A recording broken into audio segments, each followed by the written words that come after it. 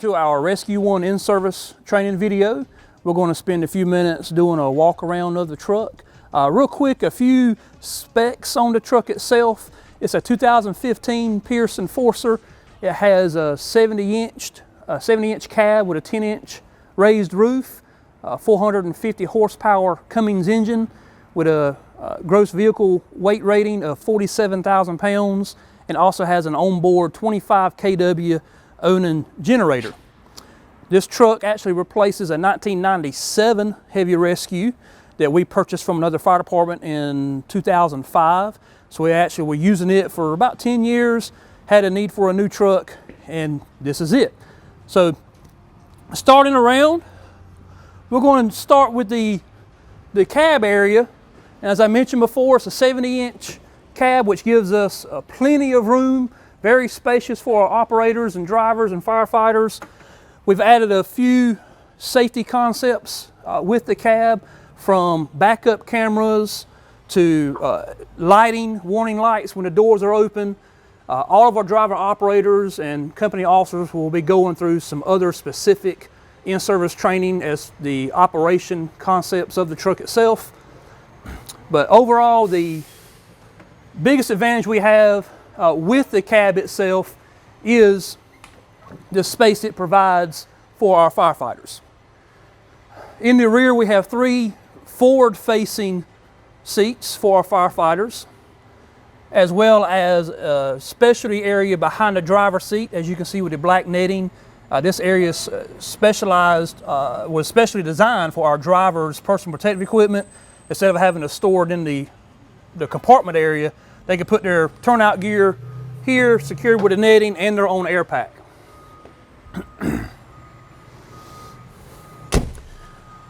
We spent about 2 years speccing this truck, and with that time period on the spec, we were able to really maximize the storage capacity of this truck, even down to the small odd and end areas that we can use for tidbit items. And again, we maximized pretty much every inch of usable space with the truck here. Our first compartment is designed for our rope rescue area. It's a transverse compartment, meaning it goes from one side to the other open. The driver's side is our rope area. Pull-out trays allow us, easy access to our rope gear, but also keeps it out of the way to the point of storage capacity. Our higher up shelves actually have a tilt down feature that allow us to get to the equipment easier and safer. A custom toolbox. For our heavy rescue provider, we have to have a certain amount of tools on the list, so we were able to go through and specify some of these. And as you can see, we're still a work in progress with some of the tool placement.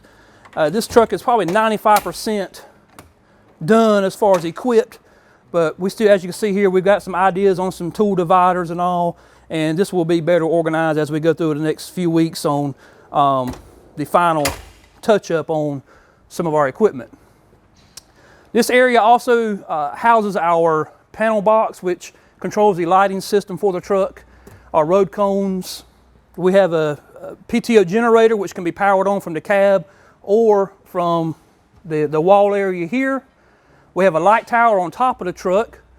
Our light tower controls are operated from this compartment. One unique thing about our 10-inch raised roof was it's lower than the rescue body itself, so we were actually able to move our light tower from the top of the rescue body to the top of the cab, which opened up a lot more storage on top of the truck, which we'll get to here in a few minutes. We have some underbody storage in our belly pans, and one unique thing about these is to bring up a good point is when we open these up, this particular one here has some extra cribbing, some supplemental cribbing from the other side as well. When you open these drawers up, they don't lock as our last rescue truck did. And when you close them, it's very, very important to turn the handle, push in, and then close. Because if not, you could simply close this, it appear to be closed, and you start traveling down the road and it come open. One thing we have stressed to our recent in-service training Con Ed sessions is the cab does have an open door indicator. If a door is open, there is an open door somewhere. You know, in the past, older trucks, those sensors get wore out, but this cab, the sensors are brand new. So if you see the open door indicator, check all doors. All doors are tied to it. The awning is tied to it. The light tower is tied to it. And even the front bumper cover is also tied to the door open warning light.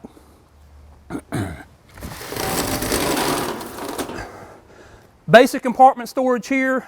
We have some gas powered equipment, our saws, some lighting, another tilt down tray here. One unique thing about this compartment with our rope compartment, it is not vented to our rope area. If you notice on other compartments as we go around, there's vents on the side wall. This compartment is not vented to the rope compartment to prevent any contaminated atmospheres or contaminated areas getting to our ropes.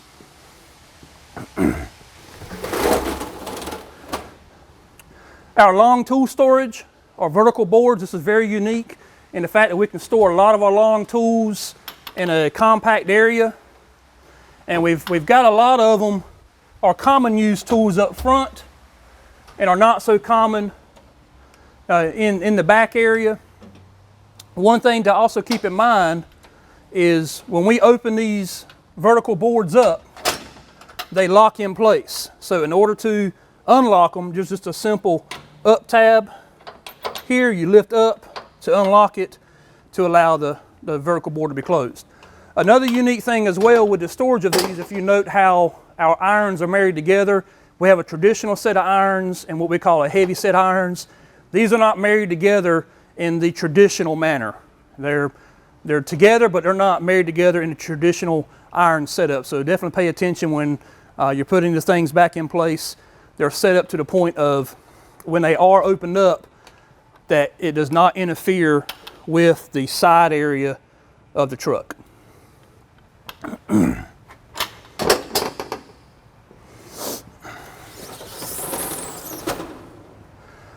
Our air system area, we have capability of filling up 2 air bottles at one time. The space saver, which we will cover in a later edition, a later session on the details on how that operates. We have storage of air bottles, as well as a low pressure line for air tools, a high pressure line for our air cart, and the standard electrical reel here with a junction box. These reels are 100 foot long, and one thing to point out, anywhere you see a reel, there's also a wall light, on a row of lights on the back wall. So when the batteries are on, doors are open, the light on that back wall allows us to visualize the reels up top. So when we're reeling them back in, you can visualize the lines and make sure they're staying on the reel. The Technical Rescue Air Cart can be rolled out, obviously removed here for mobility purposes. We'll cover the specific operations again in another session with this, but this is where it's stored, stays strapped down so it's not moving around. Another feature with our air reels is everywhere you see a reel, there's obviously a control. Our air reels have a relay and a reset. Anywhere you see a reel, this particular reel system here, you have your resets up here, and there's fuses on the back side. So if you're operating a reel and it doesn't want to reel in for you, first of all, check the reset, try to reset it. If that doesn't work, it's potentially a fuse issue, which we'll have spare fuses in our toolbox. Before we move around, a couple other things on this side of the truck. The fuel tank, and you may be asking why we're talking about the fuel tank. Well, we not only have fuel, but we also have a DEF tank. The DEF liquid that we use here is for our exhaust system. One thing to really point out, it's going to be a policy for us, is anytime you're filling up the DEF tank, it's got to be done outside of the bay area. And another thing is the diesel tube will not fit in the DEF tank, but the DEF tube will fit in the diesel tank. So pay careful attention to that. Do not put diesel fuel, or correction, don't put DEF in the diesel tank. It can cost tens of thousands of dollars to to our system. But it's very clearly labeled here, and again, it'll be a policy update as well for our apparatus maintenance. The other concept of this side of the truck is our awning, and again, we'll go over the specific operations of our awning. It's an automatic electronic awning that also has a safety retractable system. In fact, if in case the winds pick up, is a concept with that. Moving around to the rear, we have a portable winch system that comes out. We have a receiver on all four sides of the vehicle, on each side, the rear and the front. So this winch is portable. Preferably two people handle it to put it where it's needed. We have a couple of anchor bolts we can also use for rope rescue in those same receivers. And we have the snatch block here to be used with the winch.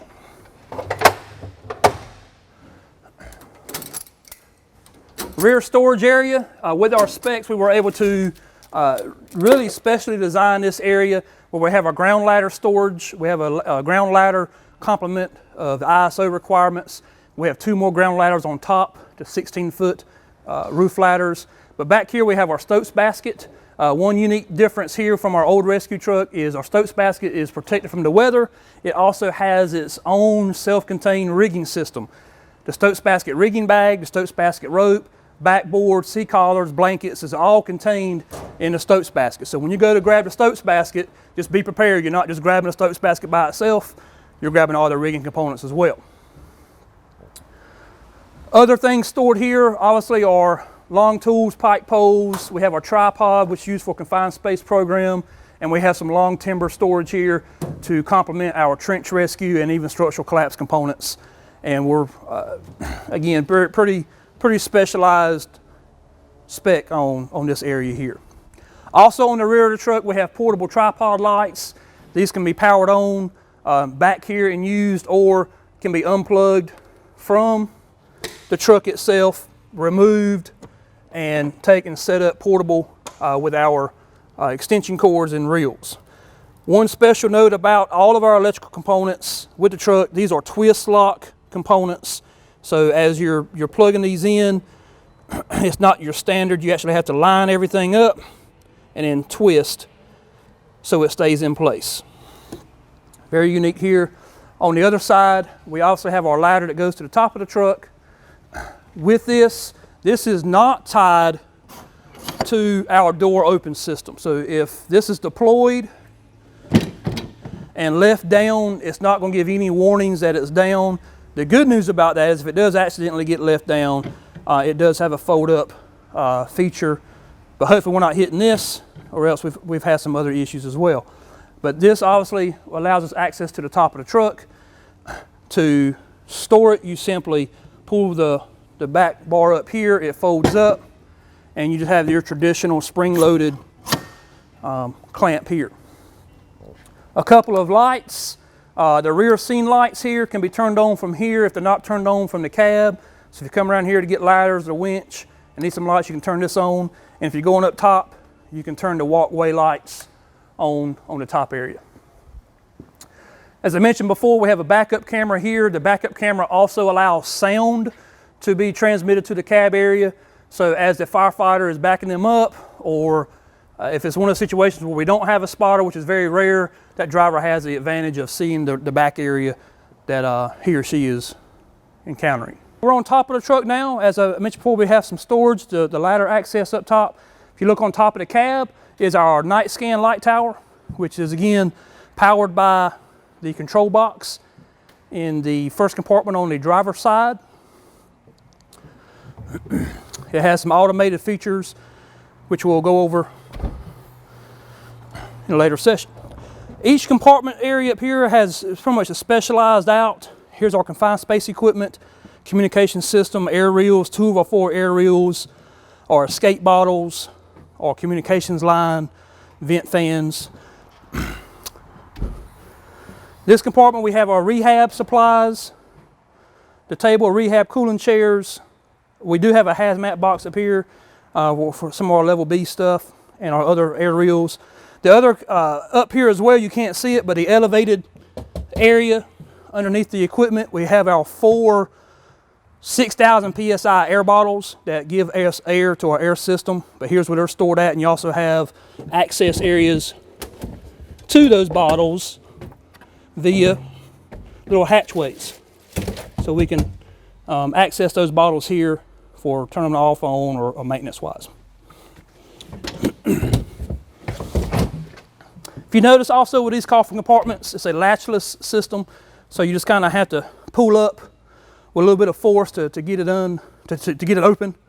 So there is no latches to look for to unlock or whatnot. This here is just an odd and end storage, or spare EMS equipment, or some more backboards, or long splints, our overhaul, salvage and overhaul, extra tarps, some of our equipment we use for salvage and overhaul, common tools, hammers, nails, etc.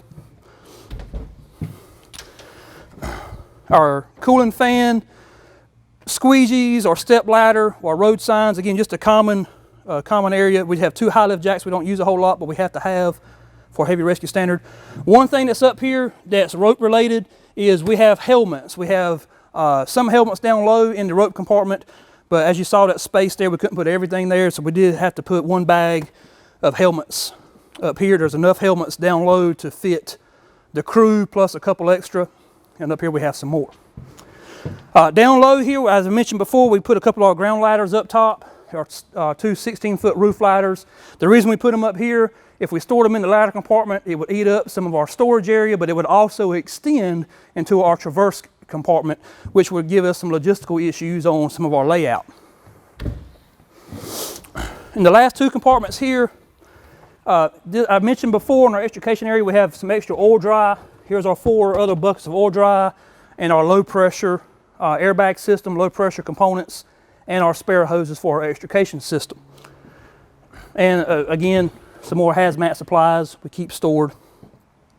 And here's our other extra rope equipment, some more dynamic rope, our large pulleys, and our oxygen acetylene cutting torches we also have. One thing to also bring up, I mentioned with the reels, you have your controls down low as well as the relays and the fuses, but in the event you have a line jump off the reel or do maintenance or to access these reels, that's what these little hatchways are here.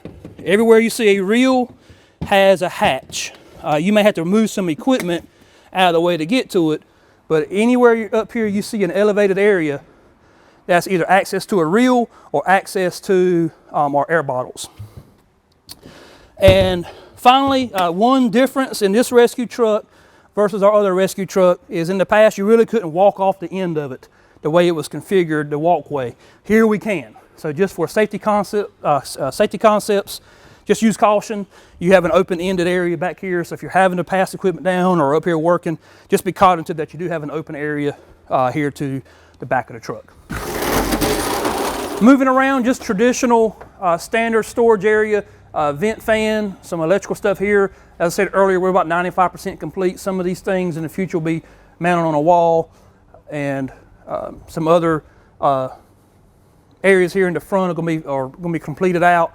We have another electrical cord reel here, same concept with the reel control, and the light on the back it mirrors all of our other cord reels.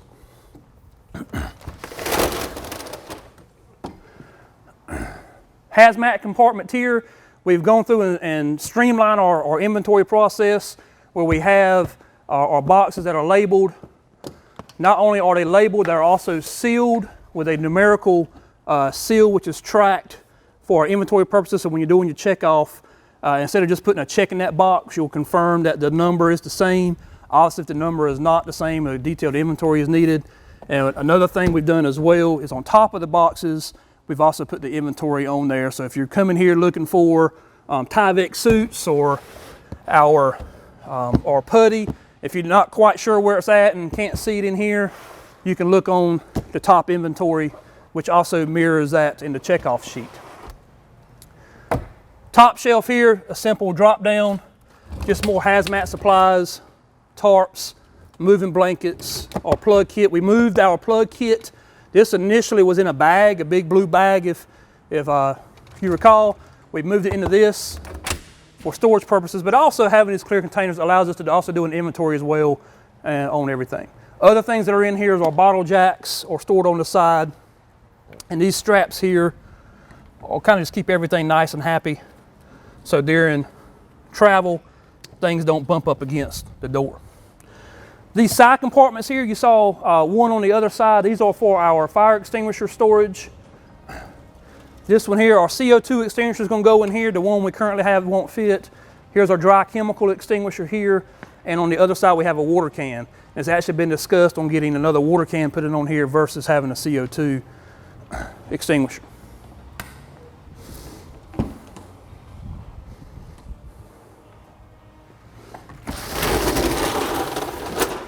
Extrication compartment. You know, being a rescue truck, this is probably one of the compartments going to be used more often. We using the TNT systems. The unique thing about our system here is our cutter and one of our rams is pre-connected here, and on our front bumper, which you'll see here in a minute, has a spreader and a telescoping ram. Everything is pre-connected. There's no longer the need on pulling a tool, pulling a line, having to connect everything up. Everything's pre-connected. The only time we would have to break this down is in the event these 100-foot reels don't reach our area, and where we have extra hoses, we have a spare hose here. The other spare hoses are on top of the truck as well if we have to go portable, along with our small Bantam pump down low. With our extrication setup, we have two Simo pumps. The top pump here powers our tools in the side compartment. This Simo pump here powers the tools on the front bumper. These are powered on in the electrical panel I showed you earlier. When you turn the PTO generator on, there's two breakers in the pump, in the panel box labeled for the extrication pump. Simply turn them on and these automatically come on. These are kept in the on position in this compartment. And the on-off switch is, I know it's gonna be hard to see on the video here, but the on-off switch is back here in the back corner in the rare event that they gets turned off, but they stay in the on position while they're stored. The tilt down tray here allows for easeability of accessing the tools, the cutters. The ram here is simply just held in with a bracket. The other unique concept is the reel area here actually slides out, locks in place. What this allows us to do is when we're having that extrication, we can run to the front of the truck without the lines running against the side of the truck. One of the concepts, the reason we put the spreader and the telescoping ram in the front bumper is for our common, entrapments or little door jobs. We can pull the spreader off the front bumper, take care of the quick pop in the door. If it's a pin in or more involved extrication, we have our cutter and our other ram in this area. When we're storing these lines, it's very important. You can store the lines with this system out, but when you store this system back, okay, make sure it locks in place, you're going to have excess slack here on the lines. It's very important during this slack period to visualize that reel using the wall light and using the reel rewind to make sure these lines stay on the reel. Another difference in these lines versus our past lines, as you can see, this is a red hose here. In the past, all of our hoses were color-coded. Now they're still color-coded, but it's mainly on the ends. So all of our lines are black, but TNT changed their color coding process to, instead of the whole entire line, they have gone just to an end cap of color codes. So all of our lines had different colors. These are the blue and the yellow. On the front, you got a black and red. Other storage areas here are our common equipment we use, our extrication gloves, safety glasses. Again, it is in the same sealed system. Our air hammer, brake pedal cutter. We have chains. One unique thing about our chain storage, one, we have the inventory noted on our chain boxes from our lifting slings here with our clevises all the way down to our big heavy duty chains here. And as you can see, a lot of chain means these boxes are pretty heavy. So for inventory purposes, if you want to confirm what the inventory is, we've got them stored with the hooks with the identifying tag on the end. This is the grade 70, 6,600 pound chain. It's a 3/8, 12 foot long. So everywhere you see a hook is a chain. if you're having to pull these boxes out, obviously it being chains, they're pretty heavy. So just use caution as we're moving those around.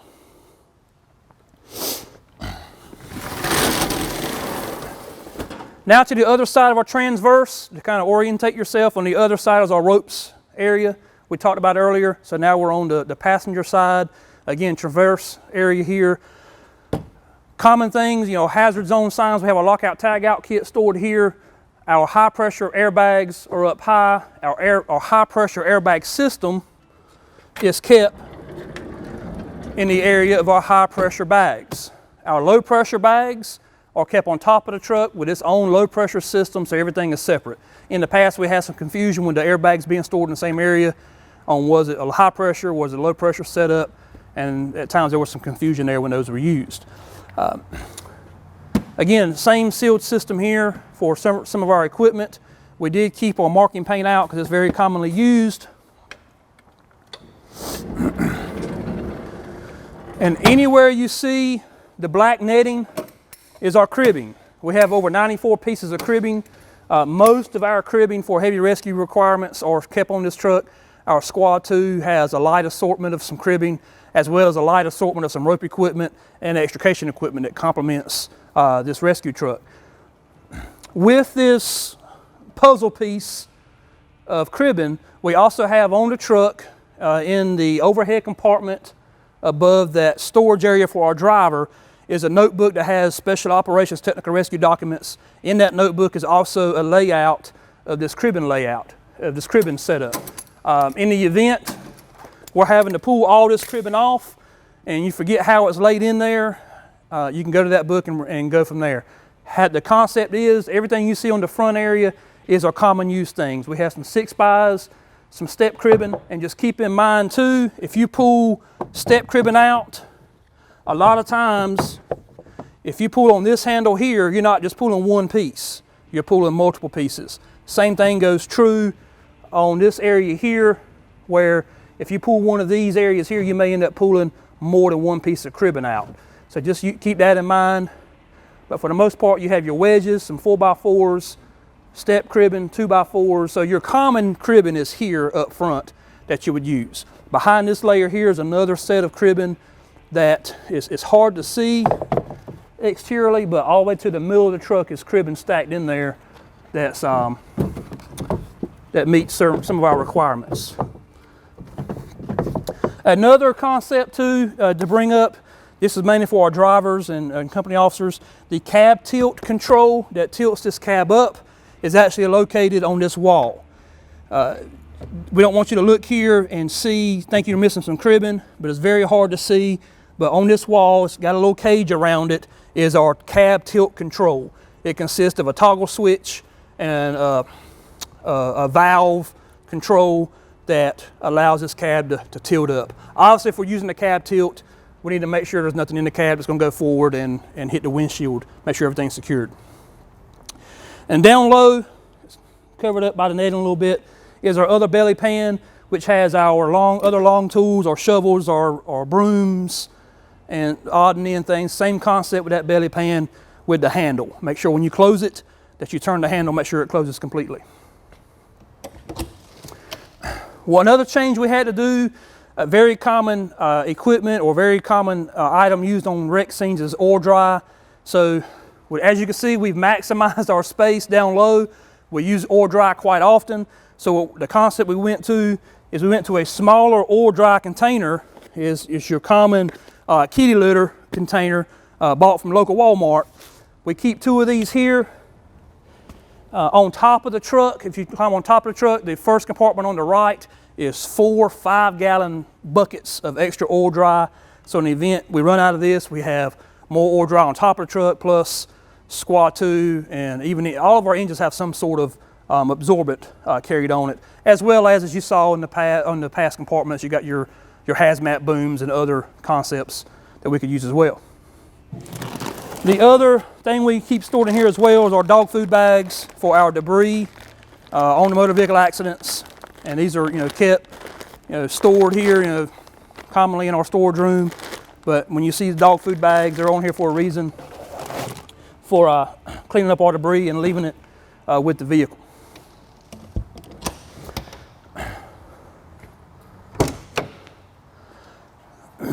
The other side of the cab, company officer area, they pretty much have access to siren control, radio control. We have an area for technology devices in the dashboard. We're currently now using a tablet versus an MCT or a mobile computer. We're using a tablet version of that. And even in the back, one thing to point out, we have some interior storage. Our roll-up compartment is referred to as the EMS compartment, and that's what we keep in, is EMS equipment. We also have capabilities inside that compartment for electrical power. So in the past, like charging our air monitors, we had to pull the air monitor out, plug it into the wall. Now you can charge it right here on the truck. Each Sunday, when you're charging up the air monitors, you can do it right here in the truck. Another thing to keep in mind too in this EMS compartment, the charging components and like the Wi-Fi components for our technology systems is in here as well. So if you start unplugging things, make sure they're plugged back up, or else it'll cause some of those technology issues where they won't charge or not have a signal.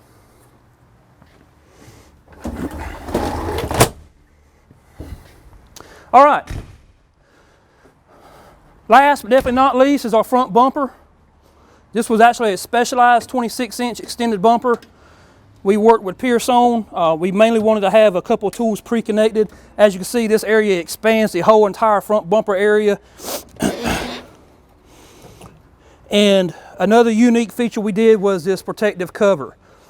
Sometimes the protective cover may be stored in a rolled up fashion with these Velcro strips.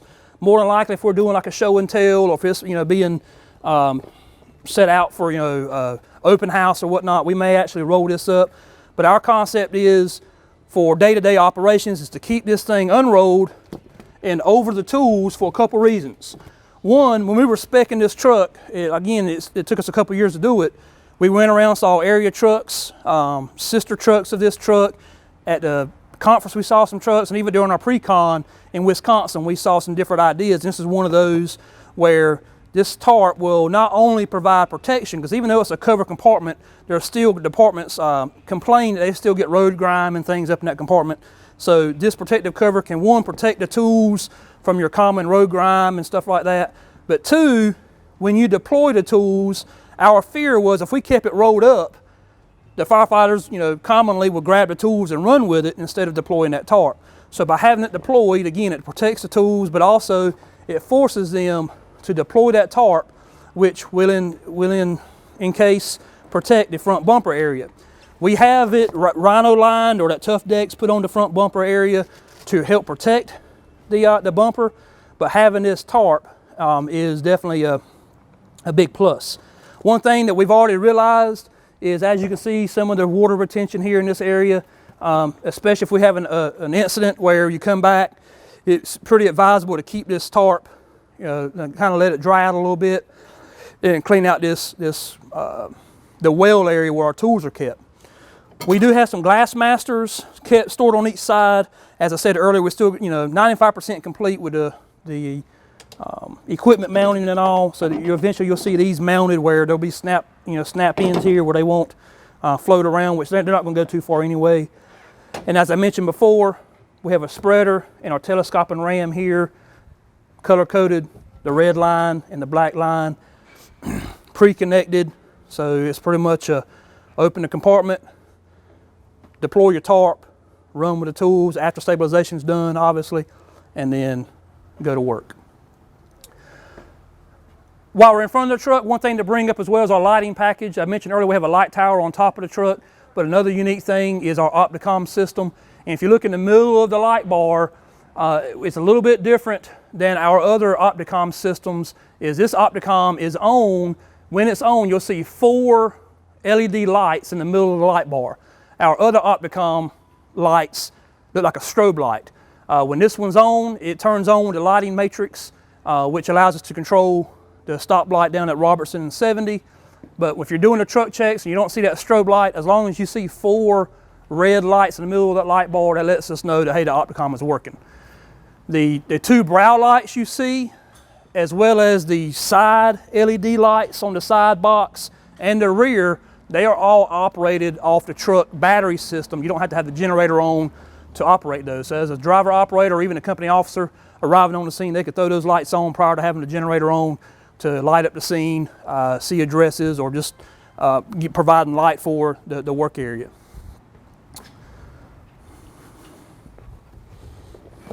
And then finally, on the front bumper, I showed you on the rear, you have your receiver here for the winch that you can hook the winch into. And again, we'll do another session totally dedicated to the winch operations and how that system is.